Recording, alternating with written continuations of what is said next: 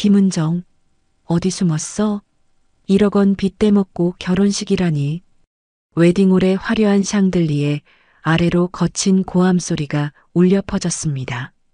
최두칠과 그의 부하 5명이 웨딩홀로 난입하는 순간 행복한 결혼식은 아수라장이 되었죠.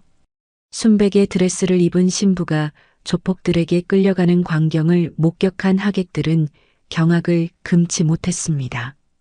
하지만 이 모든 일이 일어나기 2시간 전만 해도 모든 것은 완벽했습니다. 오후 2시 서울 강남구 프리미엄 웨딩홀의 신부 대기실에서는 마지막 단장이 한창이었어요.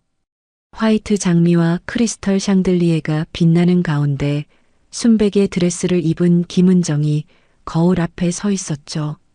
28살의 그녀는 특전사 출신답게 당당한 자세를 유지하고 있었지만 아버지 없이 혼자 버질로드를 걸어야 한다는 아쉬움이 눈가에 스쳐 지나갔습니다.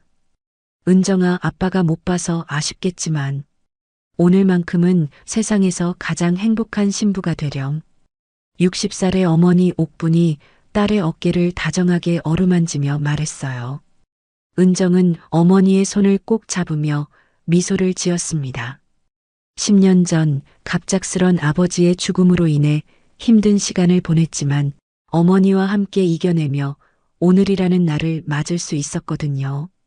엄마, 가족이 함께 있으면 어떤 어려움도 이겨낼 수 있죠? 은정의 물음에 옥부는 고개를 끄덕였습니다. 그럼 가족은 서로 믿고 지켜주는 거야. 하객석에는 신랑 박민수가 턱시도를 입고 설레는 마음으로 대기하고 있었어요. 32살의 민수는 3년간의 연애 끝에 맞이한 결혼식에 가슴이 벅차올랐습니다.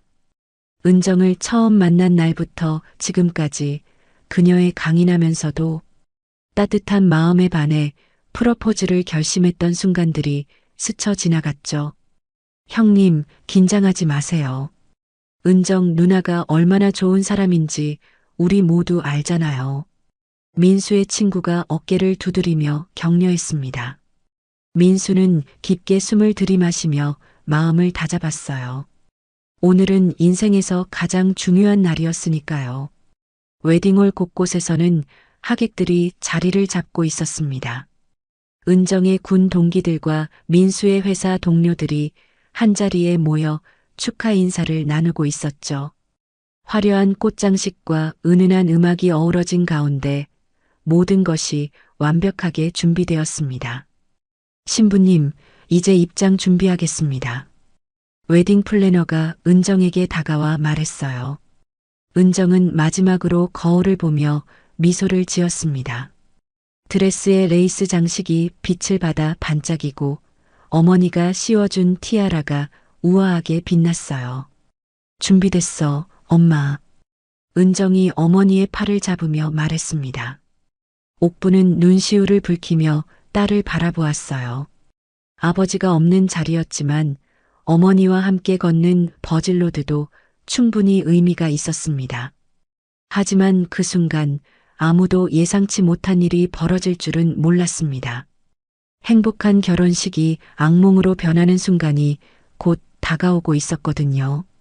웨딩홀 입구에서는 이미 수상한 움직임이 포착되고 있었습니다. 검은 양복을 입은 남자들이 하나둘씩 모여들고 있었어요. 하지만 결혼식에 몰입한 사람들은 아직 그 위험을 감지하지 못했습니다.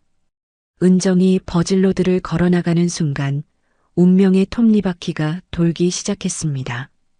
결혼 서약이 한창 진행되던 바로 그 순간이었습니다. 신부와 신랑이 서로의 손을 맞잡고 영원한 사랑을 약속하는 감동적인 순간에 웨딩홀의 문이 거칠게 열리며 예상치 못한 침입자들이 나타났어요. 김은정, 어디 숨었어? 1억 원 빚 떼먹고 결혼식이라니. 최두칠의 거친 고함 소리가 웨딩홀 전체를 뒤흔들었습니다. 43살의 그는 검은 양복을 입고 있었지만 그 차림새만으로는 숨길 수 없는 위압적인 분위기를 풍기고 있었어요. 그의 뒤를 따라 5명의 부하들이 일제히 홀 안으로 들어섰습니다. 하객들이 술렁이기 시작했어요. 아름다운 결혼식이 순식간에 아수라장으로 변하는 순간이었습니다. 어떤 이들은 자리에서 일어나 뒤로 물러났고 어떤 이들은 휴대폰을 꺼내 경찰에 신고하려 했죠. 저는 그런 적 없어요. 사람을 잘못 보신 거예요. 은정이 당황하며 소리쳤습니다. 하지만 최두칠은 주머니에서 사진과 서류를 꺼내며 그녀 앞으로 다가왔어요. 그 사진에는 분명 은정과 똑같이 생긴 여성이 술집에서 일하는 모습이 담겨 있었습니다. 이게 뭐야? 내가 직접 사인한 차용증이잖아. 최두칠이 서류를 흔들어 보이며 소리쳤어요. 그 서류에는 분명히 김은정이라는 이름과 서명이 적혀 있었습니다. 은정은 그 서류를 보는 순간 온몸이 얼어붙는 것을 느꼈어요. 그게 제 이름이긴 하지만 정말 제가 쓴 게 아니에요. 하지만 최두칠과 그의 부하들은 은정의 말을 믿지 않았습니다. 그들은 강제로 은정을 끌고 가려 했어요. 이때 은정의 특전사 본능이 발동했습니다. 감히 내 아내에게 손대. 민수가 은정을 보호하려 나섰지만 조폭들의 수가 너무 많았어요. 은정은 웨딩드레스를 입고 있음에도 불구하고 특전사 시절 배운 격투술로 저항했습니다. 하지만 드레스의 제약으로 인해 평소보다 움직임이 둔해질 수밖에 없었죠. 도와주세요. 경찰을 불러주세요. 옥분이 절규하며 하객들에게 도움을 요청했어요. 몇몇 남성 하객들이 나서려 했지만 조폭들의 위협적인 분위기에 망설일 수밖에 없었습니다. 은정아. 민수가 은정에게 달려갔지만 최두칠의 부하 중 한 명이 그를 가로막았어요. 결국 은정은 여러 명에게 둘러싸여 제압당하고 말았습니다. 1억 원만 갚으면 보내줄게. 그 전까지는 우리와 함께 가는 거야. 최두칠이 차갑게 말했어요. 은정은 마지막까지 저항했지만 결국 조폭들에게 끌려 웨딩홀을 나서게 되었습니다. 그 순간 은정의 머릿속에는 한 가지 생각이 스쳤어요. 설마 언니와 관련이 있는 건 아니겠지? 10년 전 가출한 쌍둥이 언니 지혜의 얼굴이 떠올랐습니다. 하지만 지금은 그런 생각을 할 여유도 없었어요. 가장 행복해야 할 날이 악몽으로 변해버린 상황에서 은정은 절망감에 휩싸였습니다. 웨딩홀에 남겨진 사람들은 충격과 혼란에 빠져 있었어요. 민수는 넋을 잃고 은정이 끌려간 방향을 바라보고 있었고 옥부는 바닥에 주저앉아 오열하고 있었습니다. 이게 무슨 일이야? 우리 은정이가 그런 일을 할 리가 없는데. 옥분의 마음속에는 불안한 예감이 들기 시작했어요. 혹시 10년 전 가출한 지혜와 관련이 있는 건 아닐까 하는 의심이 머릿속을 스쳤습니다. 하지만 확신할 수는 없었죠. 경찰이 도착한 것은 그로부터 10분 후였습니다. 하지만 이미 조폭들은 은정을 데리고 사라진 뒤였어요.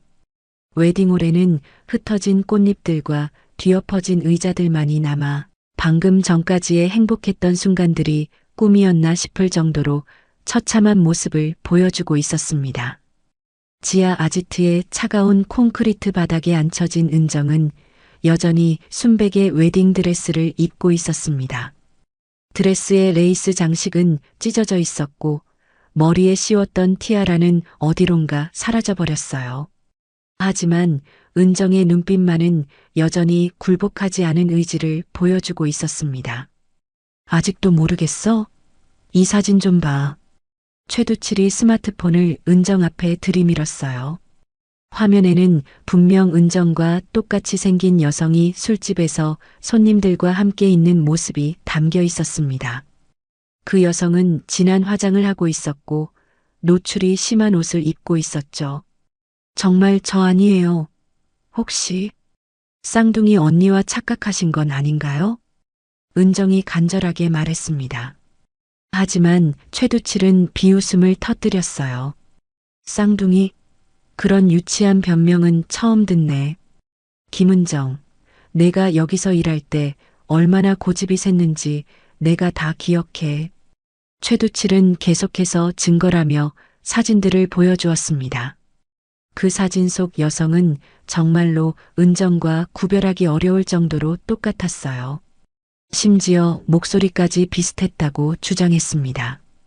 한편 경찰서에서는 김 형사가 CCTV 영상을 분석하고 있었어요. 45살의 베테랑 형사인 그는 이런 유괴 사건을 수없이 처리해왔지만 결혼식장에서 벌어진 이런 일은 처음이었습니다. 차량 번호는 확인됐고 이동 경로도 추적 중입니다. 후배 형사가 보고했어요. 김 형사는 고개를 끄덕이며 다른 단서들을 찾기 시작했습니다. 피해자 신상 정보를 다시 한번 확인해봐. 혹시 과거에 이런 일과 연관될 만한 기록이 있나? 옥부는 경찰서 대기실에서 초조하게 기다리고 있었어요. 민수는 옆에 앉아 머리를 감싸 안고 있었습니다. 결혼 반지를 손에서 빼지 못하고 계속 만지작거리고 있었죠.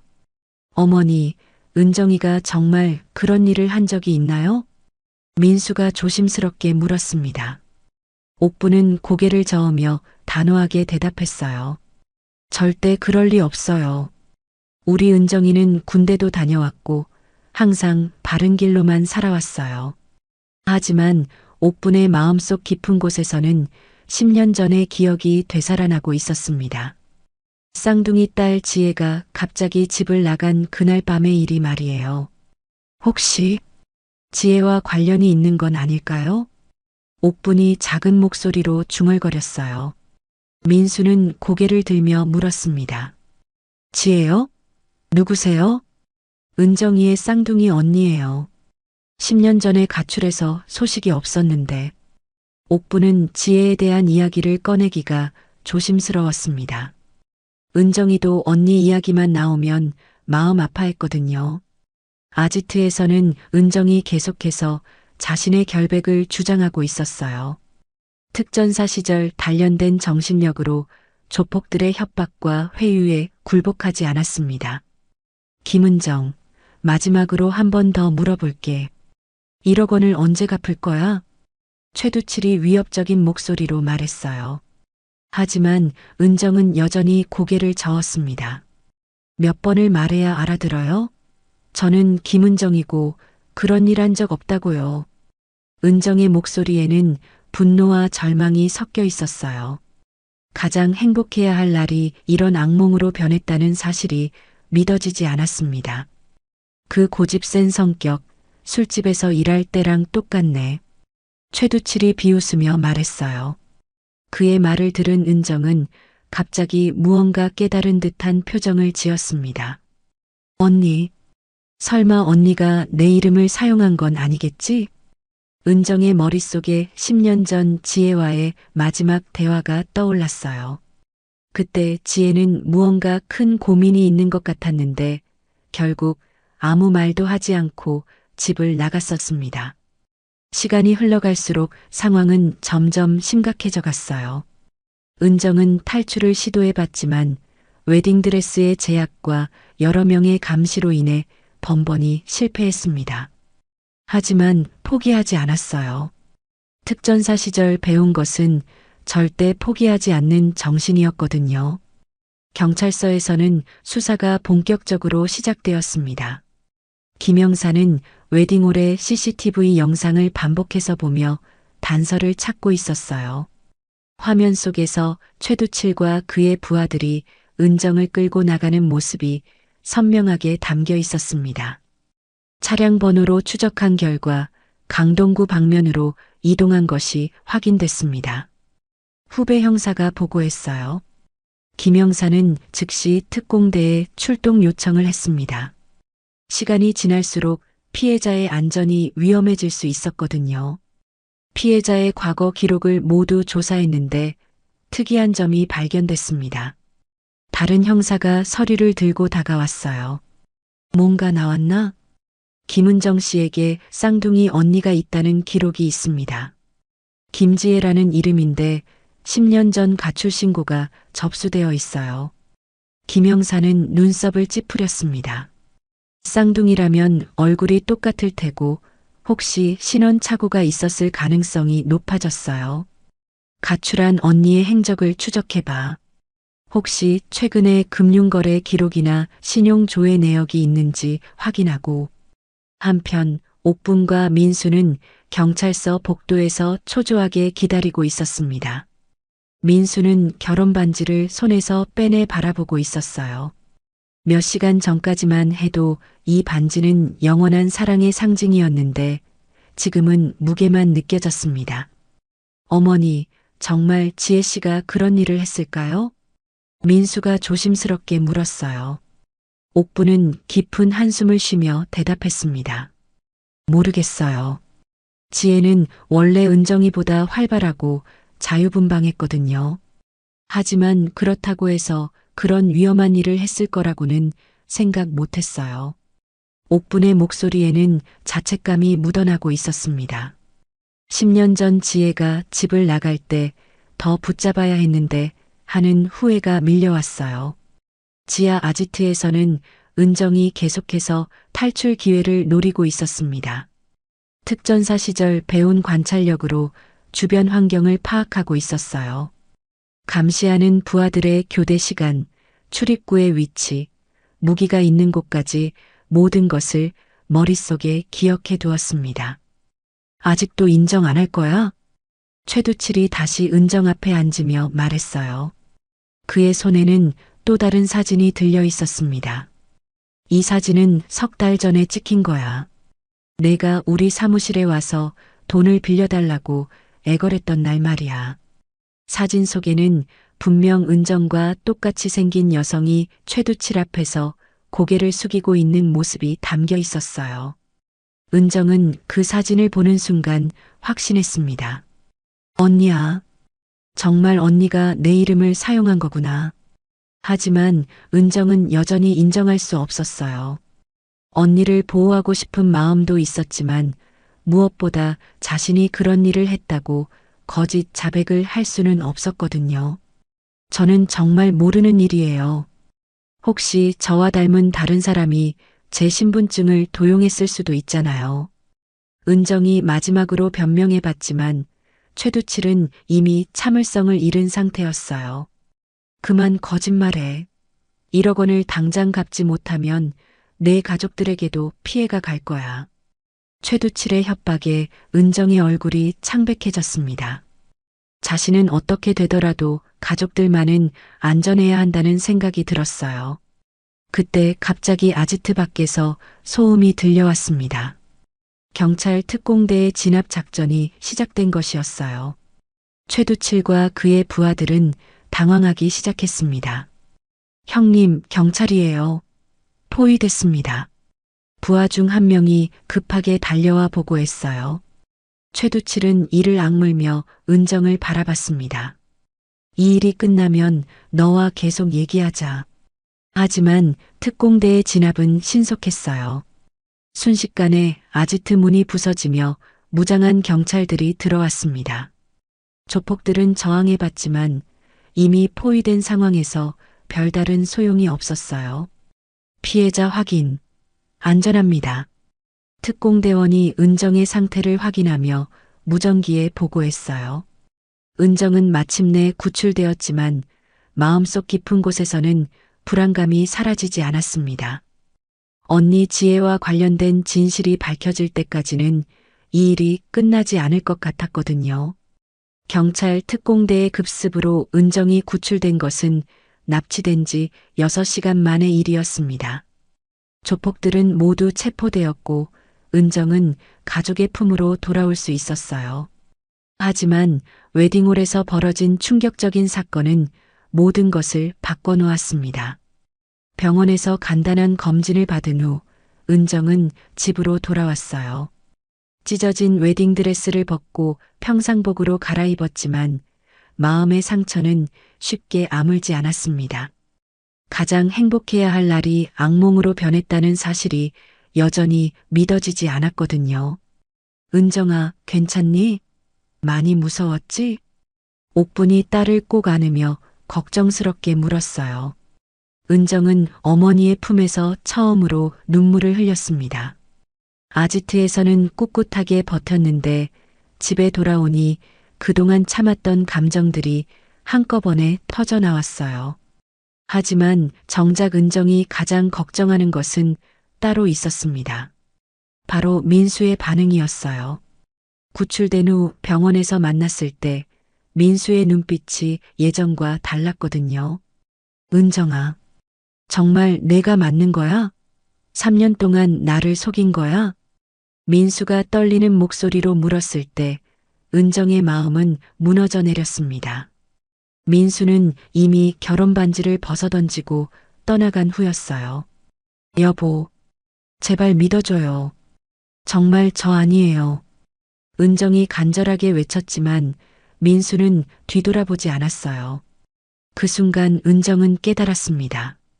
물리적인 위기에서는 벗어났지만 진짜 문제는 이제 시작이라는 것을 말이에요. 경찰서에서는 수사가 계속되고 있었습니다. 김 형사는 최두칠과 부하들을 조사하며 사건의 전말을 파악하려 했어요. 김은정이라는 여자가 우리 업소에서 일했던 것은 확실합니다. 석 달 전부터 1억 원을 빌려줬고요. 최두칠이 진술했어요. 하지만 체포된 신부가 정말 그 여자가 맞는지에 대해서는 확신하지 못했습니다. 얼굴은 똑같았는데 성격이 좀 다른 것 같았어요.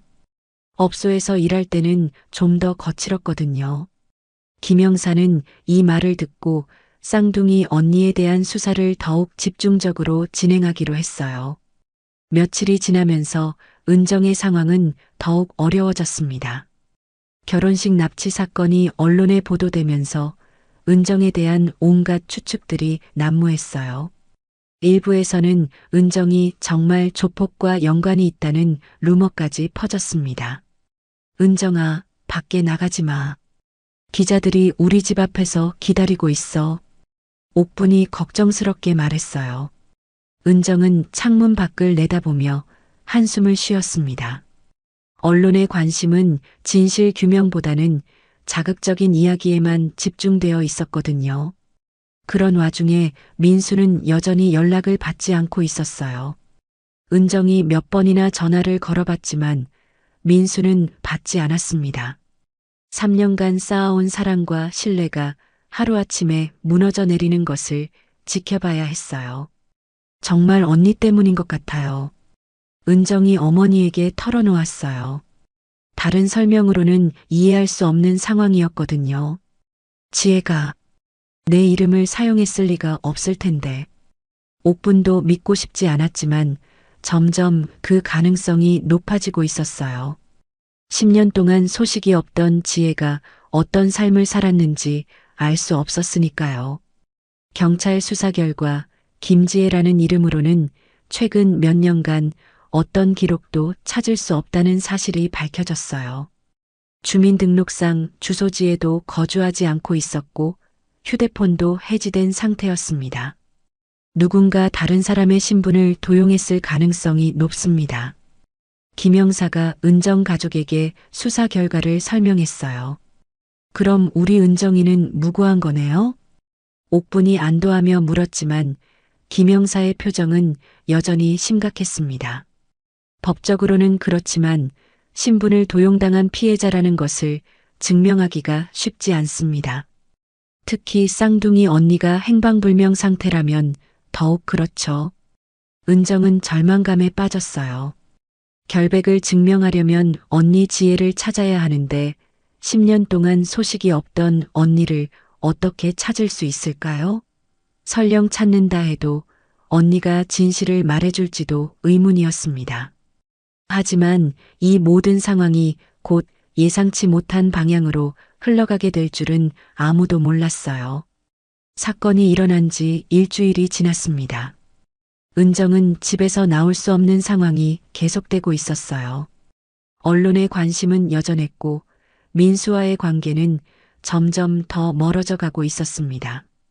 그런데 그날 저녁 모든 것을 바꿀 만한 일이 벌어졌어요. 엄마, 뉴스 좀 봐요. 은정이 리모컨을 들고 채널을 돌리고 있었습니다. 그런데 갑자기 한 뉴스 보도가 눈에 들어왔어요. 전세 사기와 투자 사기에 관련된 내용이었는데 피해자 인터뷰 중에 낯익은 얼굴이 나타났습니다.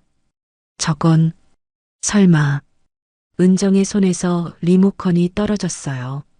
화면에 나온 여성은 분명 은정과 똑같이 생겼지만 완전히 다른 사람처럼 보였습니다. 10년간의 고생으로 야위어진 얼굴, 지친 눈빛, 그리고 절망에 찬 표정이었어요. 우리는 전세금 3억 원을 모두 잃었습니다. 아이도 아프고 병원비도 없어서 정말 죽고 싶었어요. 그 여성이 인터뷰에서 울먹이며 말하고 있었어요. 자막에는 김지혜 가명나고 표시되어 있었습니다. 언니야. 정말 언니구나. 은정이 떨리는 목소리로 중얼거렸어요. 옥분도 화면을 보며 눈물을 흘리기 시작했습니다. 지혜. 우리 지혜가 저렇게 고생하고 있었구나. 그 순간 현관문이 열리는 소리가 들렸어요. 은정과 옥분은 깜짝 놀라 문 쪽을 바라봤습니다. 그리고 그곳에는 10년 만에 나타난 지혜가 서 있었어요. 안녕. 엄마, 은정아. 지혜의 목소리는 쉬어 있었고 몸은 말라 있었습니다. 28살이지만 40살처럼 늙어 보였어요. 10년간의 고된 삶이 그녀의 얼굴에 고스란히 새겨져 있었습니다. 언니. 은정이 지혜에게 달려가 안았어요. 하지만 지혜는 은정을 밀어내며 고개를 떨궜습니다. 은정아. 미안해. 모든 게 내 잘못이야. 지혜는 눈물을 흘리며 10년간의 이야기를 털어놓기 시작했어요. 18살에 집을 나간 이후부터 지금까지의 모든 일들을 말이에요. 18살 때 아빠와 싸운 건 기억하지? 내가 아빠 지갑에서 돈을 훔쳤다고 오해받았을 때 지혜가 말을 이어갔습니다. 정말 내가 한 게 아니었는데 아무도 믿어주지 않았어. 그래서 화가 나서 집을 나간 거야. 옥분이 지혜의 손을 잡으며 말했어요. 지혜야, 그때 우리가 잘못했어. 내 말을 믿어줬어야 했는데. 하지만 지혜는 고개를 저었습니다. 아니에요. 제가 성격이 너무 급했어요. 그냥 참고 기다렸으면 됐는데. 지혜는 집을 나간 후의 삶을 계속 설명했어요. 처음에는 친구 집에서 지냈는데 오래 갈 수는 없었죠. 그래서 각종 아르바이트를 하며 생계를 유지했습니다. 편의점, 음식점, 공장. 할 수 있는 일은 다 했어요. 그런데 몸이 아프기 시작했어요. 20살 때 갑작스런 병으로 쓰러진 지혜는 큰 수술을 받아야 했어요. 하지만 보험도 없고 돈도 없는 상황에서 병원비를 마련하기가 어려웠습니다. 그때부터 잘못된 선택들을 하기 시작했어요. 급전이 필요해서 사채를 쓰게 됐고 지혜는 점점 더 깊은 늪에 빠져들었어요. 전세 사기를 당해 집을 잃고 투자 사기에도 당했습니다. 그 과정에서 은정의 명의를 도용하게 된 것이었어요. 신분증을 만들 때 은정이 이름을 썼어요. 쌍둥이니까 사진만 바꾸면 쉽게 만들 수 있었거든요. 은정이 충격을 받으며 물었어요. 언니, 그럼 그 조폭들과도? 맞아. 내가 그들한테 돈을 빌렸어. 내 이름으로 말이야.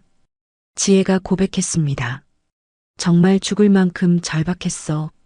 아이가 아팠는데 병원비가 없었고 먹을 것도 없었어. 그때서야 가족들은 지혜가 아이를 낳았다는 사실을 알게 되었어요. 아이가 있어?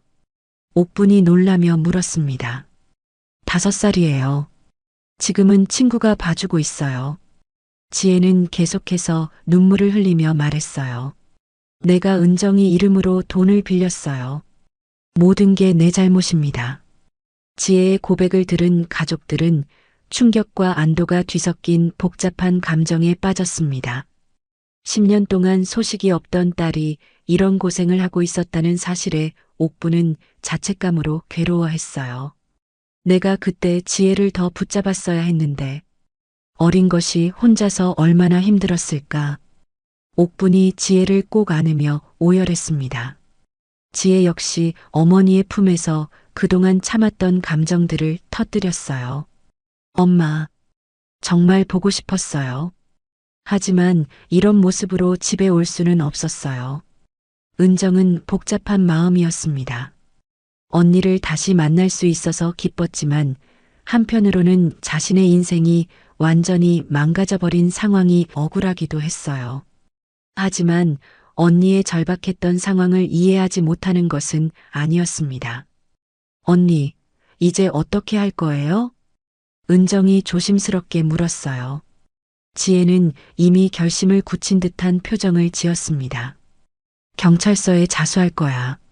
모든 책임은 내가 져야 해. 그 순간 민수가 집 앞에 나타났어요.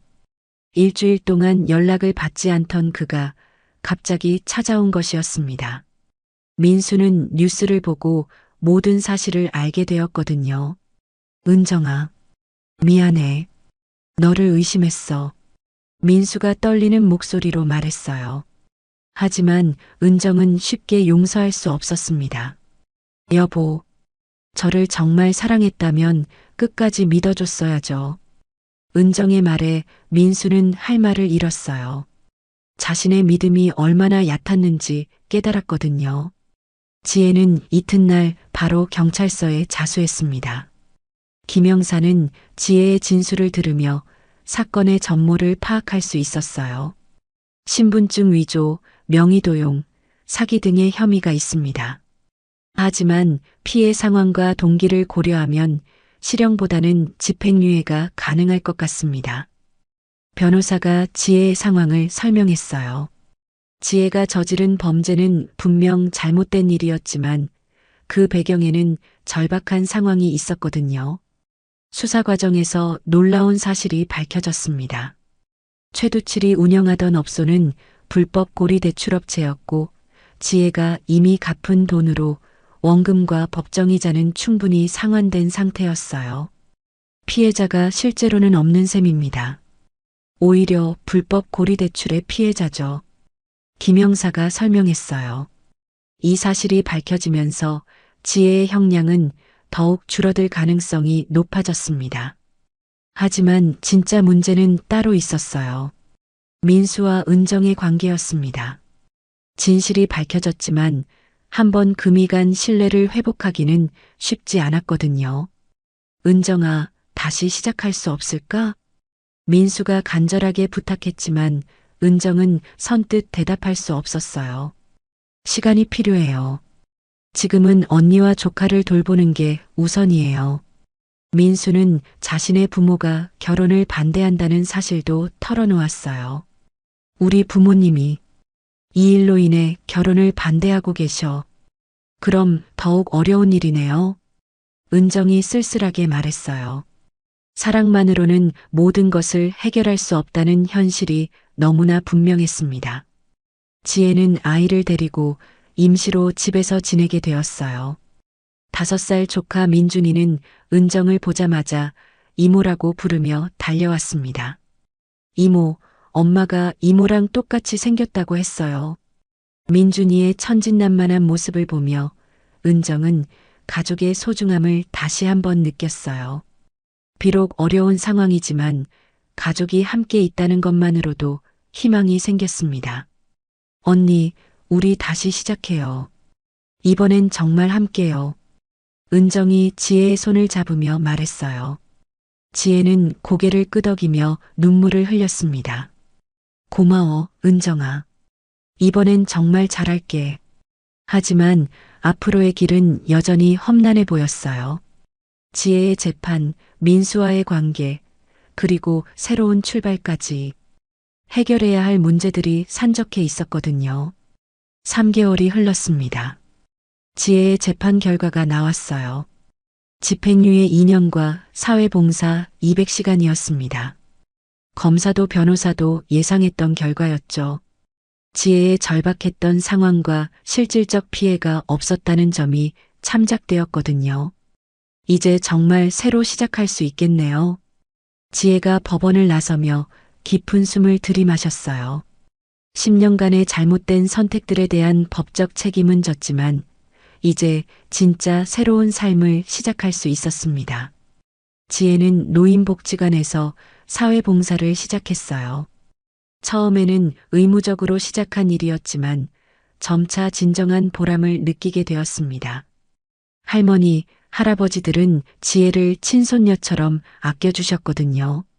지혜야, 내가 있으니까 우리가 얼마나 든든한지 몰라. 복지관의 김할머니가 지혜의 손을 잡으며 말씀하셨어요. 지혜는 처음으로 누군가에게 진짜 도움이 되는 일을 하고 있다는 뿌듯함을 느꼈습니다. 은정과 민수의 관계는 천천히 회복되고 있었어요. 민수는 부모의 반대를 무릅쓰고 은정과의 결혼을 고수했습니다.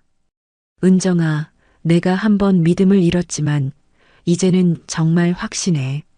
너 없이는 살 수 없어. 민수가 진심을 담아 말했어요.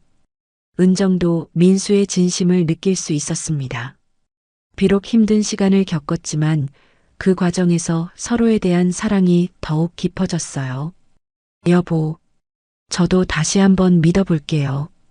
우리 정말 행복하게 살아요. 은정이 민수의 손을 잡으며 미소를 지었습니다. 두 사람은 다시 결혼 준비를 시작하기로 했어요. 이번에는 화려한 결혼식이 아닌 정말 소중한 사람들만 모시는 작은 결혼식으로 말이죠. 어느 맑은 봄날 작은 교회에서 은정과 민수의 결혼식이 열렸습니다. 하객은 가족들과 정말 가까운 친구들 뿐이었어요. 화려한 장식도 없고 큰 홀도 아니었지만 진심이 담긴 따뜻한 결혼식이었습니다. 이번엔 정말 행복해야 해. 언니가 항상 지켜줄게. 지혜가 은정의 팔을 잡고 버질로드를 함께 걸으며 말했어요. 은정은 눈물을 글썽이며 대답했습니다. 언니도 새 출발하자. 우리 함께. 옥부는 두 딸이 함께 걷는 모습을 보며 눈물을 흘렸어요. 10년간 떨어져 있었던 가족이 다시 하나가 되는 순간이었거든요. 민준이는 반지를 들고 뛰어다니며 모든 사람들을 웃게 만들었어요. 5살 아이의 천진난만함이 결혼식에 따뜻함을 더해 주었습니다.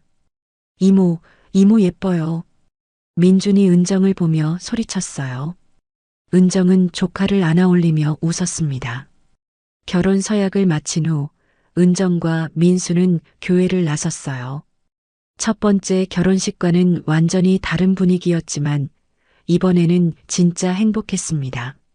모든 시련을 이겨내고 맞이한 새로운 시작이었거든요. 우리 앞으로 어떤 어려움이 와도 함께 이겨내자.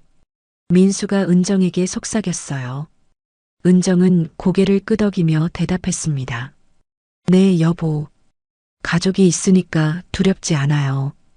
달빛이 비추는 가운데 두 가족이 함께 저녁 식사를 했어요.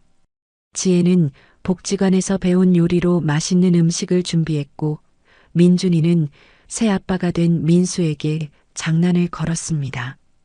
삼촌, 이제 우리 가족이에요. 민준이의 말에 모든 사람들이 웃음을 터뜨렸어요. 정말 따뜻한 가족의 모습이었습니다. 지혜는 복지관에서의 일을 계속하며 새로운 꿈을 키우고 있었어요. 사회복지사 자격증을 따서 정말 도움이 필요한 사람들을 위해 일하고 싶었거든요. 이제 정말 의미 있는 일을 하고 있는 것 같아. 지혜가 은정에게 말했어요. 10년간의 방황 끝에 마침내 자신의 길을 찾은 것이었습니다. 언니 정말 대단해요. 저도 언니를 보면서 많이 배워요. 은정이 진심으로 말했어요. 언니의 변화된 모습을 보며 진정한 성장이 무엇인지 깨달았거든요. 그날 밤 가족들은 오랜만에 함께 모여 이야기를 나누었습니다. 과거의 아픈 기억들도 이제는 성장의 밑거름이 되었어요. 서로를 이해하고 용서하며 진정한 가족의 사랑을 확인하는 시간이었습니다. 앞으로는 정말 행복하게 살자. 우리 모두. 옥분이 두 딸과 사위, 그리고 손자를 바라보며 말했어요. 달빛이 비추는 가운데 진정한 가족의 사랑이 모든 시련을 이겨냈음을 보여주는 아름다운 순간이었습니다.